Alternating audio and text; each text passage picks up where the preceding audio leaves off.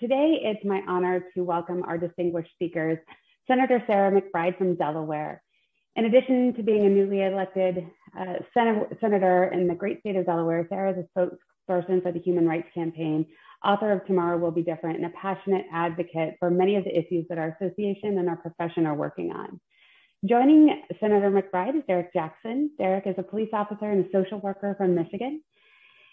He spoke at our NASW New Jersey conference a few years ago and is regarded as still one of the best presentations we've had to date. With a background in service, community organizing, and a unique perspective on police and being a social worker, his leadership as we dive into some of this important work is critical. We're also joined today by Dr. Helena Lewis from New Jersey. Dr. Lewis is a member of the Social Work and Criminal Justice Shared Interest Group. She works with individuals upon release and is also a celebrated poet. You might have seen her online performing. I know many of us have. We also are rounding out today's conversation with Brooke Lewis, who is the Associate Counsel at the New Jersey Institute for Social Justice and oversees their police reform and violence prevention work. Both Dr. Lewis and Brooke Lewis round out today's conversation with their experience in the work, bringing valuable insights. Now, for today's panel discussion, we're certainly looking for a lot of conversation in the chat room and really an opportunity to pick the brains and the minds of our panelists today. Violence prevention and police reform have certainly been the central parts of the discussions that we've had over the last year, and our chapter and certainly our profession have stood in solidarity with the Black Lives Matter movement. We're certainly firm in our commitment and unwavering work to be anti-racist. The work to address violence prevention and police reform is nuanced, and as a profession, we're working through our response and how we create more community-centered policing broadly, and really the role that social workers play. There's no easy answer to a lot of these challenges that are before us. And we're so grateful today to have thought leadership of today's speakers who bring a wealth of experience to this dialogue to share their perspectives. A little bit about how this panel will go. We'll ask each one of our presenters to give an overview of the work that they're doing, some thoughts as we dive into today's conversation. And then we will hold space at the end for questions for our presenters. I know those of you joining today's conversation have lots of good questions and you've been dialoguing already. So I'm going to welcome Senator McBride to kick us off with today's conversation. And then if you have questions, save them in the chat box, and we'll also allow you to raise your hands virtually in a little bit, and we'll bring you on camera to ask questions as well. So welcome, Senator McBride. Thank you so much for your work. Congratulations on your recent victory and just for all the work that you've been doing. You've really hit the ground running, and we could not be more proud and to stand behind you in a lot of the legislative efforts that you're working on. Well, thank you so much, Jennifer. It's great to be on with you this morning. It's great to be on with all of you this morning. I am so incredibly grateful for, Jennifer, the work that you do and for the work that everyone on this Zoom does to support and empower our communities. As Jennifer mentioned, my name is Sarah McBride. I'm the brand new state senator for Delaware's first state Senate district, which includes parts of Wilmington, all the way up to the Pennsylvania state line, including the town of Claymont, where our new president spent his teenage years. I'm incredibly excited to now have this opportunity to serve the district that helped raise me, a district that I love, a district that represents the full diversity of the state I now serve. And in the legislature, I have the privilege of serving as chair of the Senate Health and Social Services Committee, as well as a member on both our Judiciary Committee and our Public Safety and Corrections Committee. And that's one of the reasons why I'm so excited to have this conversation, because from my perspective, all of these issues are inextricably linked, particularly when we're talking about violence prevention, police reform, and public health. As you all know, in the work that you're doing, as we're seeing right now in this current pandemic, we are seeing how much all of the issues we face, from education and equity to criminal justice and police reform, all are underpinned and all inform our sense of public health in our communities and our states. And so I'm eager to be participating in this conversation from those different perspectives. My governing philosophy is really informed by a quote from my favorite poet, Audre Lorde, that there's no such thing as a single issue cause because no one lives single issue lives. And as social workers, you see that every single day. And when we're talking about violence prevention, when we're talking about addressing violence in our communities, we can't take a single approach. We can't silo these issues. When we're talking about public safety and police reform and criminal justice reform, we can't silo these issues. And for me, I think we're at a moment of significant reimagination in our communities. The pandemic, in many ways, has forced us to reimagine so much. It's forced us to reimagine how we live, how we work, how we engage, how we have fun, how we provide care, how we learn. And in that moment of reimagination, coupled with the historic call for racial justice that we are seeing and saw particularly last summer, I believe we have a unique opportunity to really recognize that our path toward public safety and our path towards violence can't simply go through policing our communities. It's got to be about empowering our communities. And I saw that point firsthand in the work that I did in my previous job. I'm actually no longer with the Human Rights Campaign, but prior to my time in the state Senate, I served as the National Press Secretary at the Human Rights Campaign. And one of the major issues that I worked on was the rising epidemic of violence targeting the transgender community, particularly Black transgender women. And I think that issue so powerfully encapsulates both of the points that I was just mentioning, both the point that we can't simply police our way to safety in our communities, especially if we're seeking safety for everyone in our communities, but also how all of these issues are inextricably linked. Because one of the things we've seen over the last 5 to 10 years is a rising epidemic of both hate-based and hate-influenced violence. And one of the important parts of the work that I did around violence prevention in the context of the epidemic of violence against trans people of color is to recognize that, yes, in some instances, this violence and the deadly outcomes from this violence would qualify as a specific statutory hate crime, that the motive was very directly linked to prejudice. But even in the circumstances where that might not be clearly the case, hate was no less present from that violence because it informed and it contributed to the circumstances that allowed for that violence to occur. There's a reason why this epidemic of violence against trans women is disproportionately targeting Black transgender women, because we know that when transphobia mixes with misogyny and racism, it has often deadly consequences. And the combination of those forces, they don't just add upon one another, they multiply one another. And the racism, the misogyny, the transphobia, the classism that those women face, it's pushed them out of stable jobs, out of stable housing, often onto the streets, into survival work, and out of traditional mechanisms for safety and security. And that the only way for us to build safety for everyone in our community is to recognize that, one, we've got to create a justice system that truly protects the dignity and safety of every person. But if we're going to provide safety for everyone, we've also got to empower people. We've got to address the circumstances, the factors that contribute to people being at greater risk of violence, whether that's transphobia, misogyny, racism, poverty. It's got to be an all of the above approach. And so as a new legislator, I'm excited to work with social workers. I'm excited to work with Jennifer and advocates across our state to take that all of the above approach in addressing the kinds of discrimination and violence we see, and to build a world where every person is treated with dignity and ensured safety in their own communities. So thank you all for having me here. I'm looking forward to the conversation. Thank you so much, Senator, for that wonderful introduction. And we are so fortunate to have you here today. And, we need more legislators like you with your background, with your intent and thoughts to come in there and just, help us make sure that the people who need help are getting the help that they need.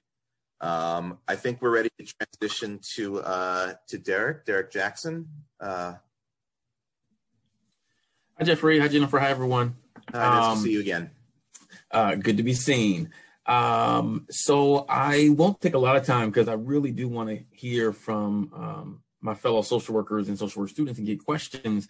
I'll just say a few key pieces is that, I'm a social worker who became a police officer. I've been in my job for the last 14 years. I'm the director of a sheriff's office here in Washtenaw County, Michigan. Washtenaw County, just for people who may not know, is Southeast Michigan. It's the county right next to Wayne County, which is where Detroit is. So we're right in the Metro Detroit area. So oftentimes when I say I'm the social worker who became a police officer, a lot of people look and they give this quizzical look like, how is that possible?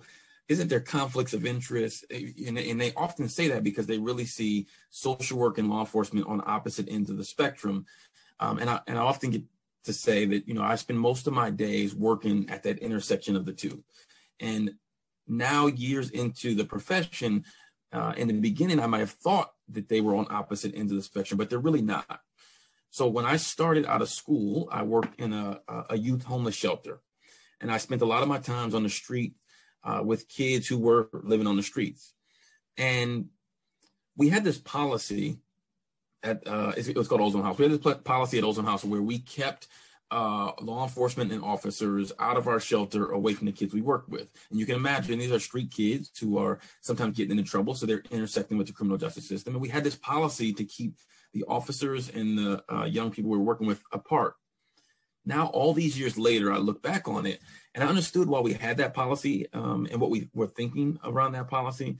But when I look back, I think we were making a mistake because every night when we would go home as staff and go to sleep and our kids were either on the streets or hanging out and they interacted with that officer, by us keeping them apart, we weren't actually providing our young people the skills they need to interact with that officer. And we definitely weren't providing that officer the skills that they needed to really interact with our young people. So where we thought by keeping them apart, we were actually protecting our kids. In fact, I think we were putting them in more dangerous situations. And I say that because whether it's homelessness, mental illness, addiction, all these things that we care about as social workers, the most vulnerable of the vulnerable populations are within the criminal justice system. It's unfortunate, but if you look at jails all across our country, they are full of people who are in active addiction, who are struggling with homelessness, who really suffer from mental illness. If you look at our calls for service from officers responding, and you look at the houses in our community where we respond over and over the most, many of those homes have people who have serious mental health crisis. And every time they get into a crisis, someone calls 911 and a deputy responds. So going to a house 20, 30 times, over so many years is pretty significant. That's not where we want to be, but that's just by default what we've done in this country is call 911 and send an officer out. And so part of what my job is I get to really look at, yes, reimagining policing. Yes, in some ways, some people would say defunding and shifting the resources or the duties of who responds out to certain kinds of calls. I get to be the architect behind those systems. And there's a couple of key pieces that I want to just really share with social workers. And that is, oftentimes, I remember thinking about, as social workers in schools, we would often think about ourselves as, kind of protecting our clients or advocating for folks and keeping them away from the system. And yes, we need social workers who are marching in the streets. Yes, we need social workers who are advocating from the outside. But we also need social workers who are advocating from the inside. And so if you're only on the outside marching and you're only protesting outside the doors of these systems we want to change, the people who are inside, who want to keep the systems exactly the same, will just build stronger doors and bigger walls to keep us out.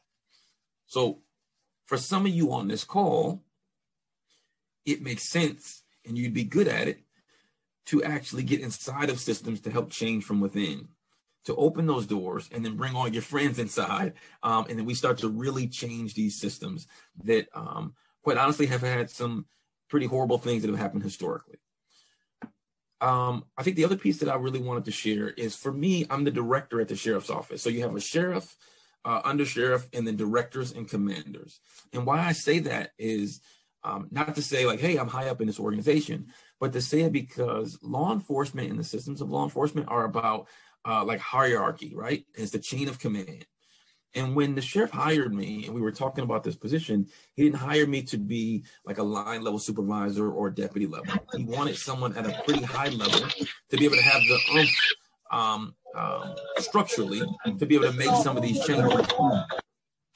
And I think that's important because now what we're talking about is social workers get involved in law enforcement and maybe responding out with law enfortement, riding around in cars with them, or going instead of law enforcement and triaging situations.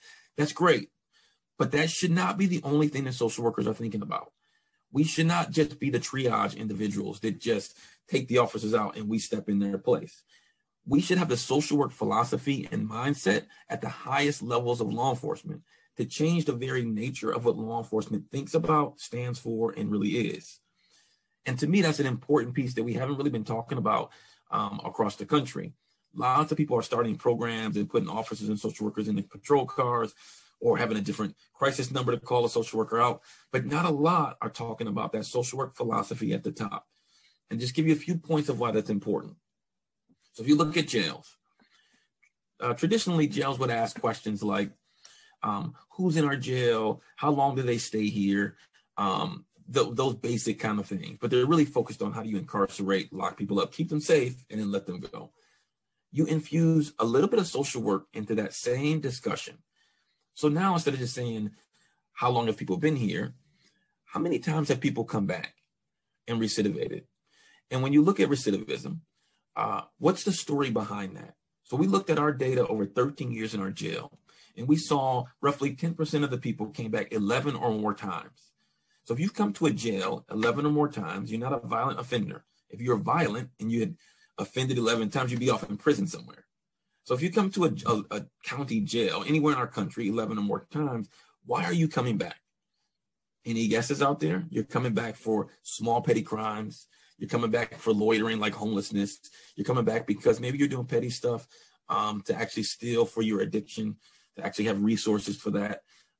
You put those things again, you're talking about the most vulnerable populations that we as social workers care about. Just a social work mindset and asking that question then starts to look at, it's not just about housing people. If 90% of the people in our jail are from Washtenaw County, they're from a neighborhood in our county, and the average length of stay is only 13 days, and the people coming back over and over are for petty crimes, that if we're only holding them, letting them go, and they victimize someone else, they come back, we let them go, this repetitive cycle of insanity, of never doing anything different, that's how you can actually use a social work philosophy and mindset to even get these systems of inequity to start to shift and think about what they do. So now in our jail, we aren't just about incarcerating and holding people. Our whole mantra is around making sure someone is better when they leave our jail than when they come in. So that may just sound like words on this call, but guess what? As a director, I can actually change the competencies of the kind of corrections officers we hire. I can change the way we look at who we promote. I can look at the policies inside of our jail and the programs inside of our jail and start to shift all of those so that the culture of the staff and how they treat the individuals who are incarcerated is a 180-degree turn. One other last example I'll give you from Road Patrol. Same thing. Imagine instead of just hiring someone who is really into the heavy-handed, old-school traditional policing, if we start looking at the different kinds of competencies that would make a good police officer, and we start hiring them based on those competencies, and we start bringing them in based on how they view community versus only the traditional arresting someone. We don't even call ourselves law enforcement. Enforcement signifies something. We call ourselves police services. We provide a service. We don't think of ourselves as crime fighters. We think of ourselves as problem solvers. And the last one I'll give you is that even in our mission, a lot of agencies around the country, you'll see it says to serve and protect. Yeah, by nature, that's a part of what law enforcement is. But our mission is about creating public safety, providing quality services, and my favorite one from my social work perspective is building strong and sustainable communities. So think about that.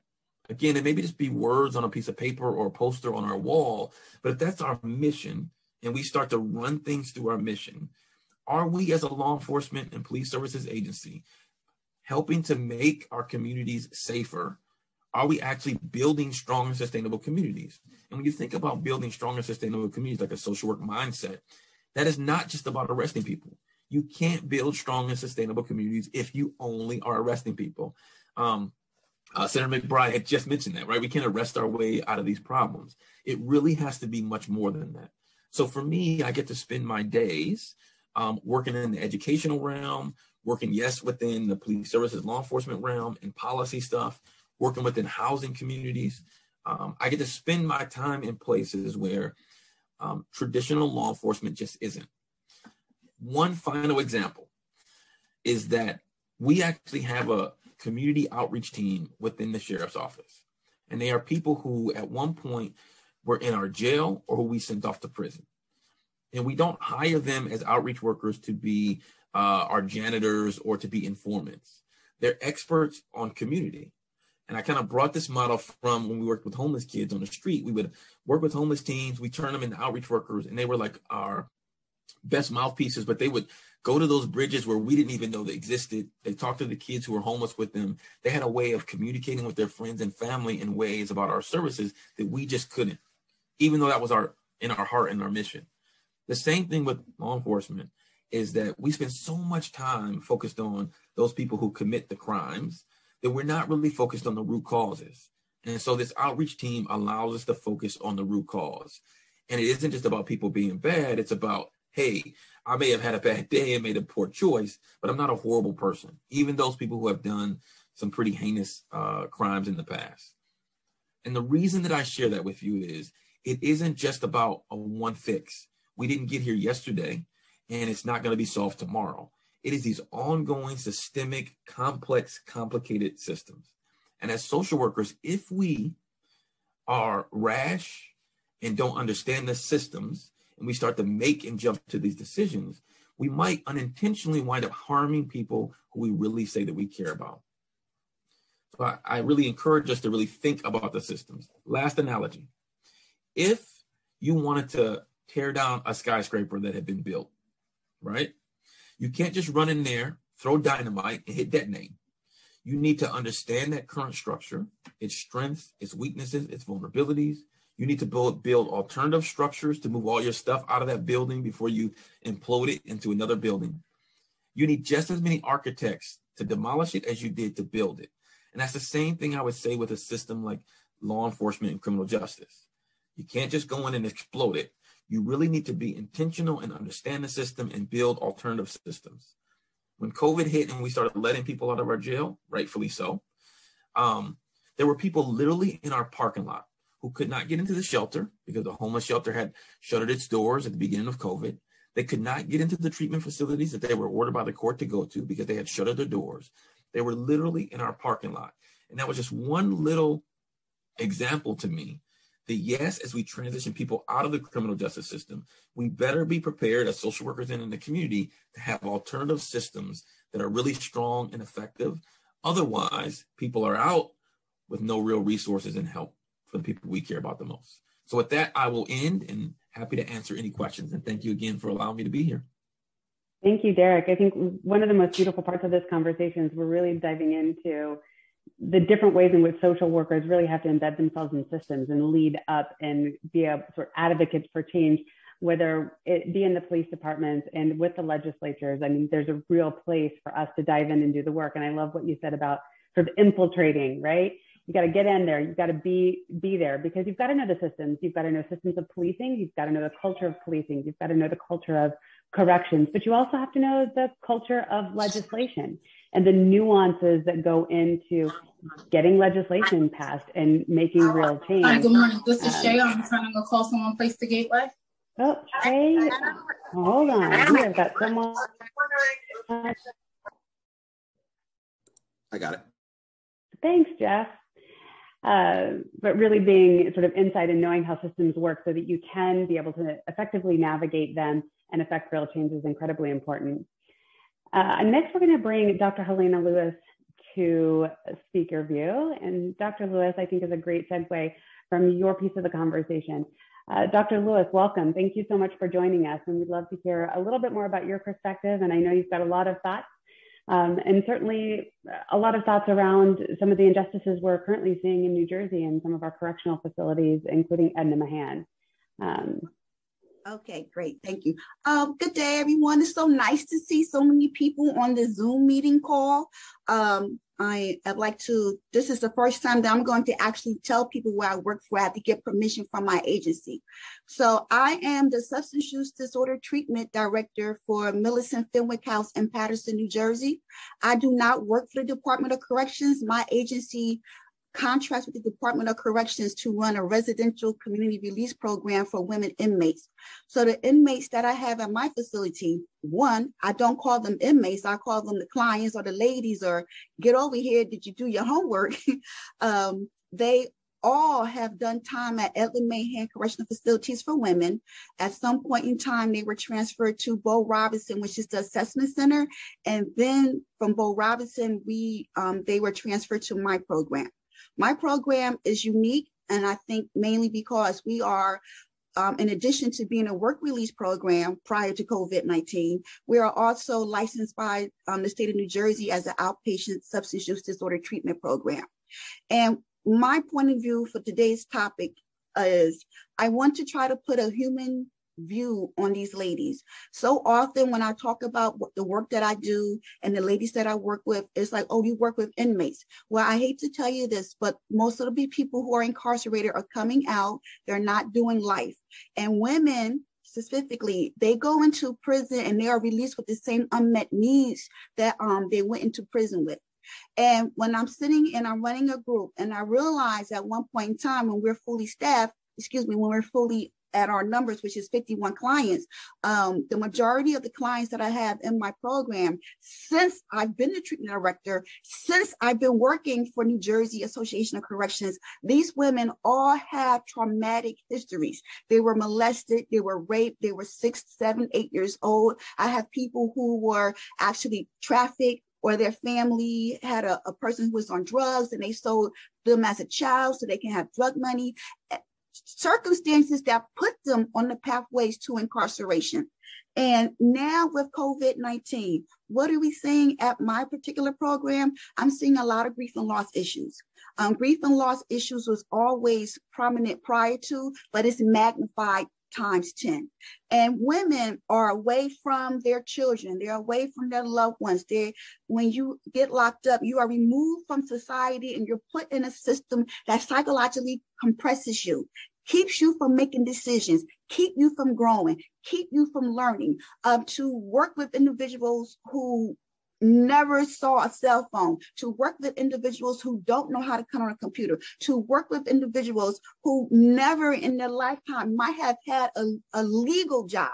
They've had jobs. They might not have always been legal, but to have a legal job, to write a resume, and for them to have anxiety and fear behind, what are people going to say about me when I tell them that I was incarcerated? Or what are people going to say about me when I'm at a residential treatment program, and because I'm here, I have to call the program every 4 hours to check in. And if I don't call in, that could be a cause for me to be returned back to custody. So what I do at my agency all the time is try to look at all the ladies through a trauma-informed lens. I try to remind myself, there for the grace of God, there go I, because, I didn't have I won't say that I had a rough upbringing.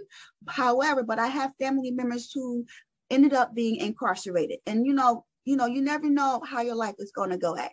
And now that I'm in the position that I am, I'm always advocating for the clients, and I'm always saying, what are the policies that impact them? When COVID-19 impacted the world, our ladies who were at work were removed from work for their own safety, but then they were stagnated. They couldn't leave, they couldn't go out the facility, and they weren't understanding. They're like, I'm not a halfway home. I want to work. I want to save money, because if I don't save money, then I might have to go back and stay with my abusive ex-boyfriend. But if I don't save money to have a place to stay, then I might have to go out and commit another crime to get money so I can have a place to stay. And I can go on and on and on and on and on and on, but I won't. But I want to share this one story with everyone about how prison psychologically compresses people. Shay is working hard today, I see. The ice cream man truck came in front of our program. I work on a one-way street. I escorted the residents across the street to get ice cream. I looked to where the program was, and it was another client who had did 30 years in prison. And she was stuck literally, like, I saw her watching the cars, and I was like, Miss So-and-so, what's going on? I had to stop what I was doing to go across the street to stop traffic on a one-way street to get her across the street. She said to me, I haven't crossed the street in 30 years. She said the cars was coming too fast. I didn't know what to do, you know? So when we look at people and remove that state number and say they are a woman, a mother, a auntie, a grandmother, and they deserve to be treated with dignity and respect, then I feel that we can go forward. Oh, that's my 2 cents, Jennifer. Thank you. That's more than 2 cents. Absolutely. And always when you speak, you've got so much to share with us. Thank you so much. And we're going to transition over to Brooke, who also has a presentation. So I'm going to let her pull up her slides and hand it over. Welcome, Brooke. Thank you so much. Can everybody see my screen or not yet? Not yet. We just see you. Okay. Screen. How about now? Yep. Okay, awesome. Well, thank you so much for having me. My name's Brooke Lewis. I'm Associate Counsel at the New Jersey Institute for Social Justice. I'm really grateful to be here. A lot of my work focuses on policing, and I'm definitely excited to get everybody's perspective. So a little bit of background on the Institute for those who aren't familiar with us. We are a legal advocacy organization based here in Newark, New Jersey. We were established in 1999 by Alan V. and Amy Lowenstein, and our cutting-edge racial and social justice advocacy really seeks to empower people of color by building reparative systems that ultimately will create wealth, transform justice, and harness democratic power from the ground up here in New Jersey. Now, our work has 3 main interrelated pillars. So these are economic justice, criminal justice reform, and democracy and justice. As I mentioned, I work under our criminal justice reform pillar, and I focus on our policing advocacy. So when we look at our policing advocacy at the Institute, we really firmly believe that any police reform effort needs to center on the community's voice. We definitely take this approach in our role on the independent monitoring team that's currently overseeing reforms to the Newark Police Division as part of the federal consent decree, where through community surveys, public meetings, and ongoing community feedback, we really try to ensure that the community's needs are at the heart of this reform process. I'll definitely discuss more about the consent decree process that's underway in Newark, and in particular, the Institute's work on reforms that are related to community-oriented policing, bias-free policing, and community engagement. However, even as we're seeking to implement all these reforms in policing through the consent decree and other processes, we think it's equally essential that we're simultaneously trying to rethink policing as an institution and working toward reducing its footprint in our communities. So to achieve these goals, the Institute's 2021 and 2022 action agenda is tackling both community-centered police reforms to ultimately create a culture of accountable policing, as well as the need to invest in community-based public safety options.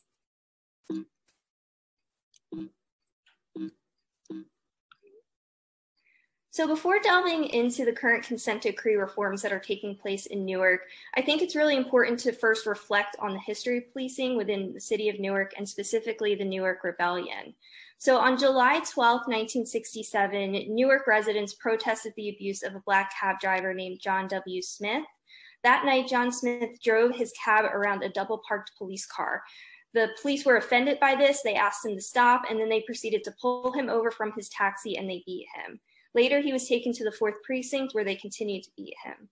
These sort of violent and racially discriminatory encounters with police, along with unequal access to economic and political resources, really served to catalyze the Newark Rebellion, just as they did in protests in other cities across America in 1967, and again, as we're seeing today. Now, the toll the rebellion had on Newark was truly staggering. It left 26 people dead, over 700 people injured, and about $10 million in damages. But beyond these more tangible ramifications, in the aftermath of the rebellion, the relationship between law enforcement and community members in Newark was seemingly beyond repair. Fast forward to 2010, when the ACLU New Jersey petitioned the U.S. Department of Justice alleging widespread civil rights abuses, perpetrated by the Newark Police Division.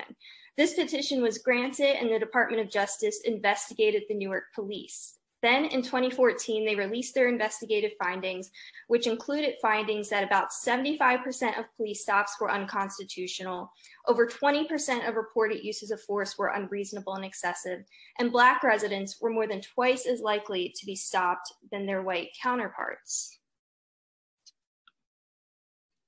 So as a result of the investigation, the Department of Justice and the City of Newark entered into the current consent decree, which was finalized on May 5th, 2016, and it brings a series of much needed reforms to the Newark Police over a 5-year period. So the consent decree is basically a negotiated agreement between two parties, and it's entered as a court order. So that means it is enforceable by the court. Now, the consent decree in Newark requires the Newark Police to adopt new policies, training, and other forms in a wide variety of areas. So as you can see there, they have to revise their training practices. They need to develop new community engagement practices. They need to revise their stop, search, and arrest policies, etc. So it's a very comprehensive document, and reforms need to take place in all these various areas. So next we see on July 12, 2016, which happened to be the 49th anniversary of the Newark Rebellion, a federal court approved a team of subject matter experts that were led by New Jersey Attorney General Peter Harvey as the independent monitoring team overseeing these reforms. The Institute, we serve on the independent monitoring team as subject matter experts for community-oriented policing, bias-free policing, and community engagement.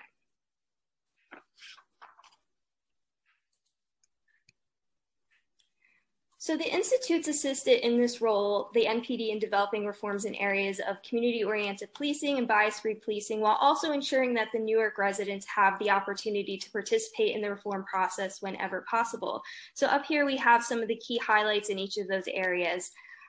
So for community-oriented policing, the Institute, we've assisted NPD in developing its community-oriented policing policy. So among other things, this policy really seeks to ensure that NPD meets regularly with community members to make sure they're receiving input and feedback. It also requires community service officers to document their efforts on a weekly basis. So those are the officers whose sole responsibility is to do community outreach and make sure they're working closely with community members. And then it also requires NPD to evaluate complaints made against division members to determine how, based on those complaints, they can improve their community-oriented policing practices. Notably, NPD has also implemented what's called neighborhood policing plans. So these plans require the commanders of each precinct to work collaboratively with community members to identify specific quality of life concerns in a particular neighborhood, and then work with the community to develop innovative non-law enforcement solutions to those problems. We're also have worked very closely with NPD in developing a First Amendment policy. And so what this policy does is it seeks to provide officers with instructions on how to interact with recording bystanders. So as we know, police abuses are now very frequently being uncovered through recording bystanders. So we want to make sure that that First Amendment right of people to record police conduct in public is respected and protected by police officers. We're also currently working with NPD right now to develop a comprehensive youth engagement strategy that will give officers instruction on how to interact with young people in ways that are trauma-informed and based on sound knowledge of youth development. Then next, to touch on our community engagement efforts, we work to ensure that Newark residents throughout this process are kept up to date on the status of the consent decree forms, and that they also have the opportunity to participate directly in the reform process whenever possible. So this has included hosting community forums, conducting the annual community survey each year, and also creating opportunities for residents to provide feedback on draft policies and trainings and things like that. And then lastly, we've also worked in the area of bias-free policing. So we've worked with NPD to help them develop bias-free policing policy and training, which teaches officers methods on how to combat explicit and implicit bias. And we've also worked with them to develop an LGBTQIA community and police interactions policy, which similarly provides instruction to officers on how to interact with community members of the LGBTQIA community. So then lastly, a final note on our consent decree work. If you'd like to learn more about the consent decree process and how you can get involved, please do visit our website to read our consent decree toolkit, which provides updates on the consent decree process and also a few concrete ways that community members can participate. Brooke, was that the document you sent me the other day to share? So I didn't actually, that's actually a flyer I sent, which I'll mention in a few, but yeah, if you can go back, all these documents that I mentioned are listed on our website under our criminal justice tab. So for the past several years, most of the Institute's policing work has really focused on the consent decree process and all the work I just outlined. And where we are at now is we're really trying to use these experiences to advocate for much broader policing and public safety reforms statewide. So earlier this year, we released our 2021-2022 action agenda, which outlines the Institute's policy priorities for the next 2 years across all pillars of our work. So our policing priorities are focusing on keeping communities safe, where we aim to address both traditional police reforms that will ultimately create a culture of accountable policing, as well as the need to invest in community-based public safety options. So first, when we look to create a culture of accountable policing, one thing we want to see is statewide First Amendment policies for police departments. So as I mentioned, as part of our consent decree process, the Institute has worked with the Newark Police to draft a new policy that provides specific procedures for how police officers must interact with according bystanders to make sure that those First Amendment rights are protected. Just as we've seen our Attorney General recently update our state's use of force policies, we think there needs to be a similar effort to create statewide standards that will ensure law enforcement respects the First Amendment rights of recording bystanders. Next, we also want to see New Jersey ban and criminalize police use of chokeholds. So currently pending in the legislature is Assembly Bill 4284 and Senate Bill S2617. Both of these would make the use of law enforcement's use of chokeholds a first-degree crime that's punishable by up to 20 years in prison and or a $200,000 fine. So next, we also want to see police demilitarization.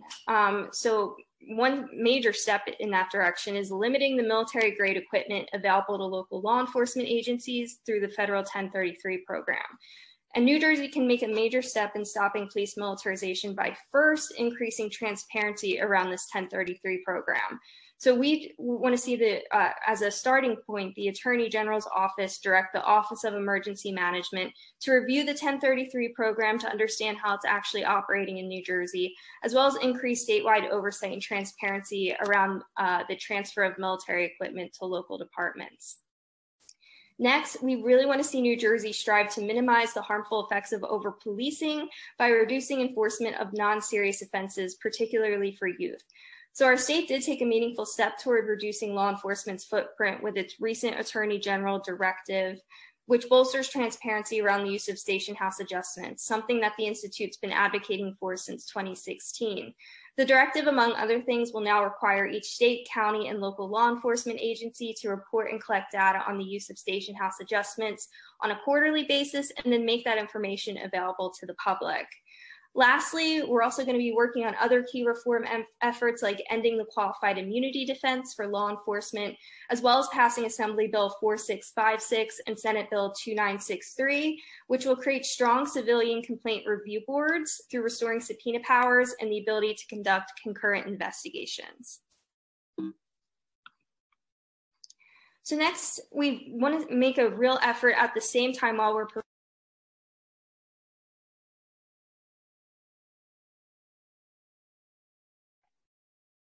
Brooke, I think you've gone sorry, on. That was me, Brooke. I muted you by mistake, Brooke. I'm sorry. Okay. And Brooke, I know there's a lot of information. I just wanted to give us a quick time check as we're coming up to about 2 minutes left in our presentation piece to open it up for questions from the audience as well.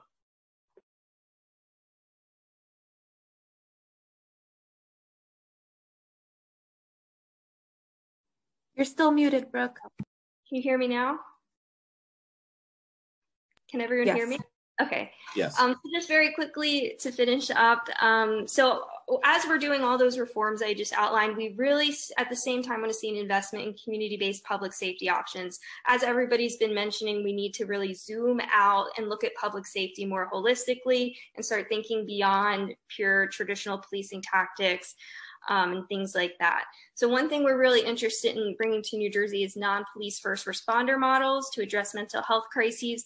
We've seen a lot of success in this in other places. The Cahoots program in Eugene, Oregon has been in operation for over 31 years now. I'm sure many of you are familiar with that. And it really sends mental health professionals to respond to what are essentially health crises and how things that need help from health professionals rather than law enforcement. And then over the summer in June, this past June, we saw the Denver STAR program start as a pilot, and the results have been extremely successful. So we really want to see New Jersey start to build out these sorts of programs. And then similarly, we need to similarly be investing in community-based violence prevention programs. We've been very successful at that in Newark with the Newark Community Street Team, where residents are trained in conflict de-escalation, and they are often responding to sort of de-escalate conflicts within the community and their residents, which is really important. And we've seen the city of Newark similarly start to invest in these sorts of programs, where over the summer they diverted 5% of their public safety budget, which amounts to about $12 million, to create the Office of Violence Prevention. And then I know that was a lot of information, so at the end I just kind of wanted to highlight a few things that you can do to take action from here.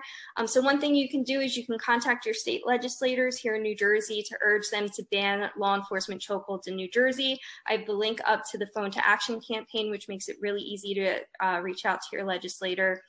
We'd also ask if you can to help share the Independent Monitors Community Survey with Newark residents. That's the flyer that I shared, so hopefully you can take a look at that. I don't know how many of you have any sort of contacts or networks in Newark, but the community survey is really so important for us because it gives us feedback from the community, and we can track, are these reforms really working for the people, which is really what we want to know. So if there's any way you can share that with Newark residents, we'd appreciate it. You can also take a look at our consent decree toolkit to get a little bit more insight into the consent decree process and the status of it today. And then you can read our action agenda as well, which really, I said, as I mentioned, covers all three of our pillars of work. It's really comprehensive and really outlines the issues that we think are really important to furthering racial justice in New Jersey these next 2 years. So that's all for me. Thank you. Thank you, Brooke. That's a wealth of information as well. And, quite candidly, I think we could spend the next 2 days speaking with all of our panelists on this work. There's no shortage of conversation to dive into, but I did want to open it up to our students to ask questions. So if you have a hand raised, that's probably the easiest way for us to pop in and find you. One of the things that's really interesting, Brooke, is that you mentioned the Newark Office of Violence Prevention and that transformative work that's being done in Newark. And I am so happy to share with all of you that it's actually a social worker leading that office and really rethinking what that's going to look like. And they'll be responsible for integrating police officers and social workers and doing this collaborative work. And we learned that Newark is going to be leading the way in that and really has substantial funds dedicated to that work. $12 million is no short chunk of change. And that really there's an intention with the mayor to make sure that social workers are leading that conversation. It's just an incredible effort. And I think certainly one that they'll probably be in conversations with you, Derrick, at some point to talk about lessons learned along the way. This is Derrick. There were a couple of questions earlier in the chat, and then I've seen someone Miguel just dropped one in there that I'm happy to respond to briefly.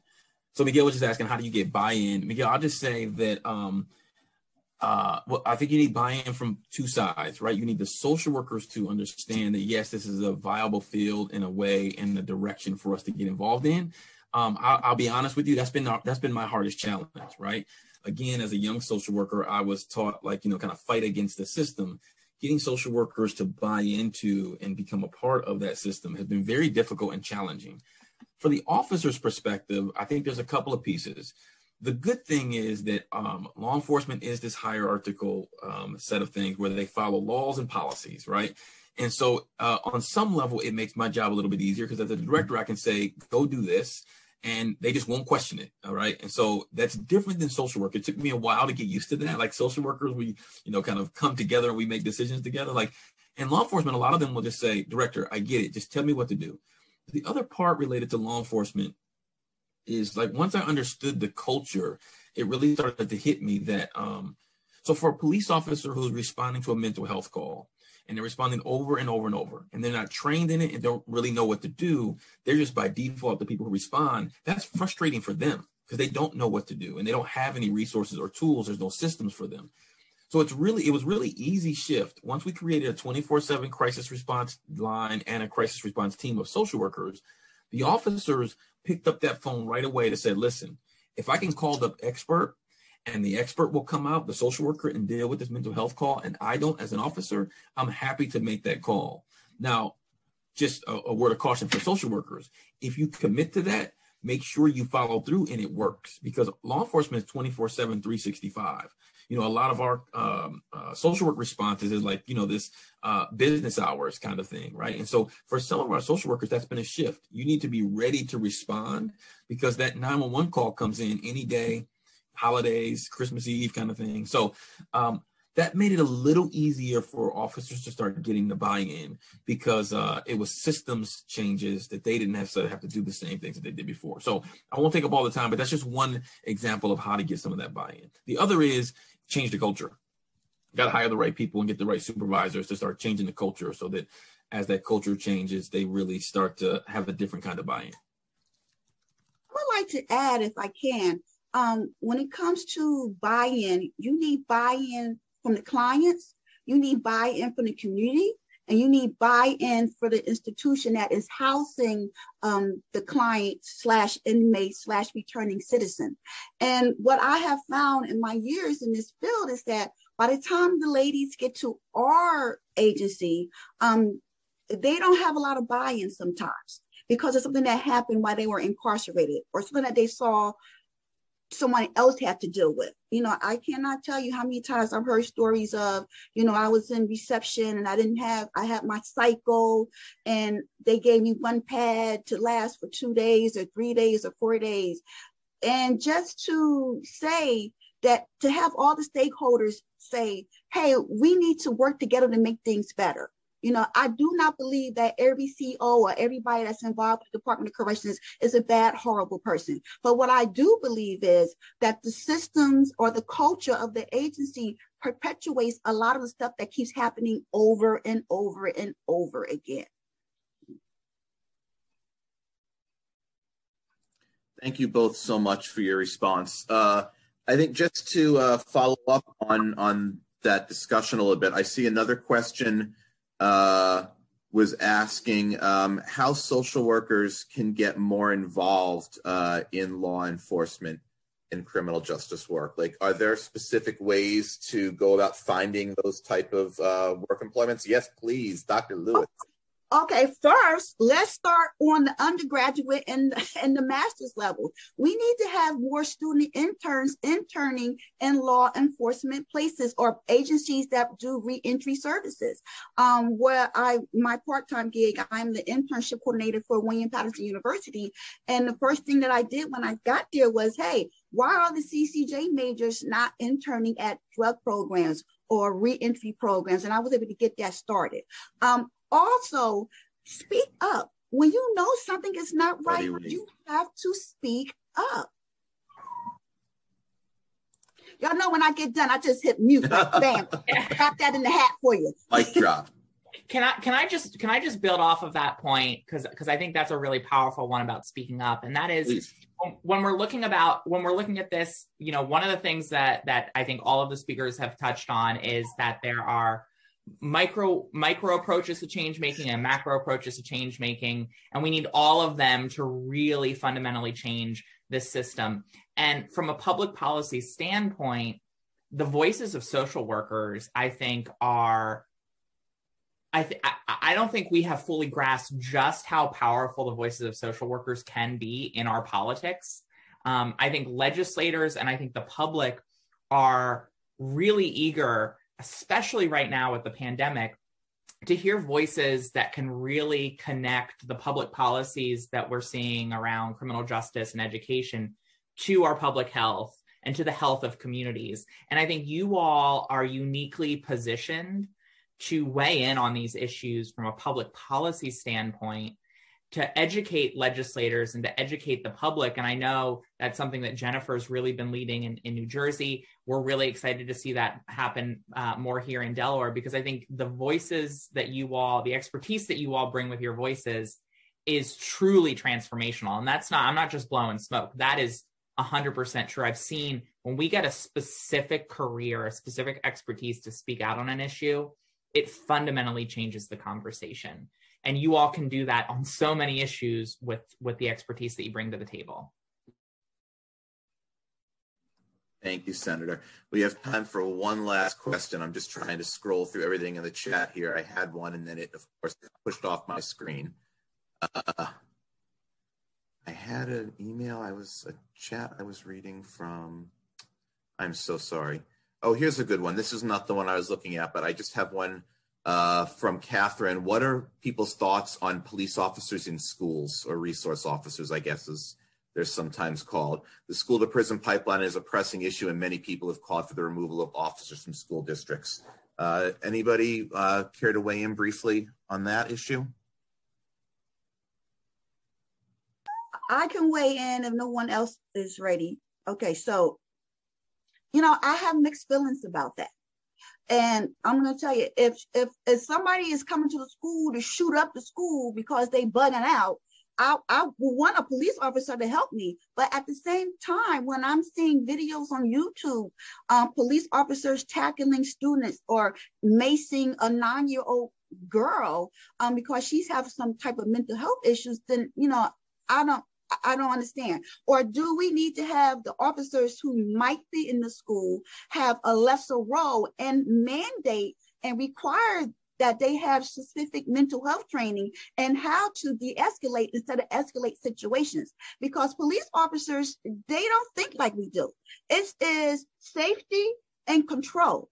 We want to talk about how you feeling, what's going on, what happened when you was 3 years old, and they're not wired like that, you know. So that's just my 2 cents. Mic drop again. Bam. Thanks, Dr. Lewis. Derrick, did you want to say something too? Just briefly, it's a complex question like a lot of these are. I'll just say this.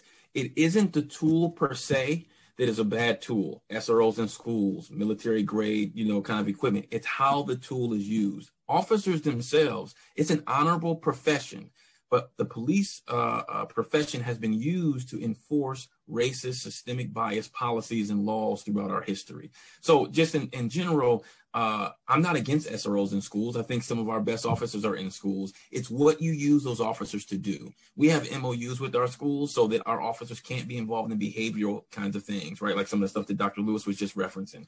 It's got to be specific stuff. Like some of our officers are coaches on the football team at the same school that they're with, right? And so it builds a level of mentoring and coaching and building up. So again, it's not the tool, it's how the tool is used. And if we had much more time, we could break down all these and talk about how you could really use the tool appropriately.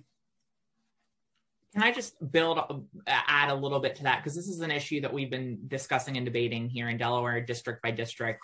One of the districts that overlaps, school districts that overlaps with my Senate district, had an incredibly tough conversation around this. And you know, I've certainly heard folks talk about the comfort and security SROs being present in schools provide. I've certainly heard folks talk about the potential benefit in helping to facilitate community trust between law enforcement and the communities that SROs can provide. But I do think that we have to step back and really recognize that when it comes to SROs, this is a relatively new phenomenon. The growth of SROs in our schools has skyrocketed over the last 2 decades.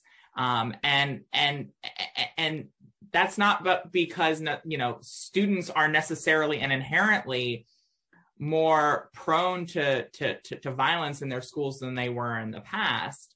There might be certain factors contributing to that, including the over-policing of communities.